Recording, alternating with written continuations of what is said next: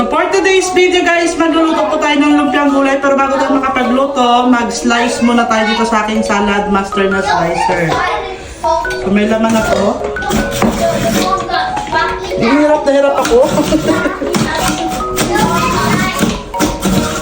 Si Mr. na lang yung papagayatin to guys. Yan nyo to aming salad master na slicer. Ayun ang mga lahok.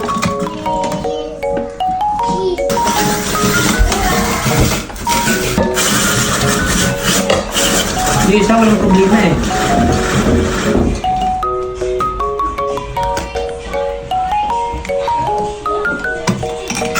Guys, yan na. Iluluto ko na yung gulay. So, good luck to me. Kung mababalot natin to lahat. Aroy, brandane. Ano daw ito? Pang-party, pang-ulam, unlimited na ulaman. So, ginisahan ko lang siya dito ng sibuyas, bawang, tapos yung giniling lang ang halo nito. Hindi na mahalo. Ito na lang natin to. At ito pa yung ating bean sprout.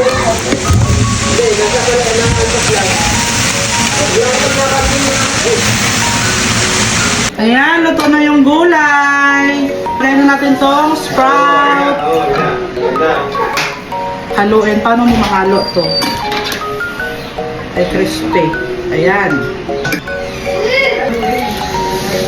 Wala na, ito na yung stir right. Patulo-tuloy natin to dito. Bali na. Tapos naman ito. Tayo ng suka.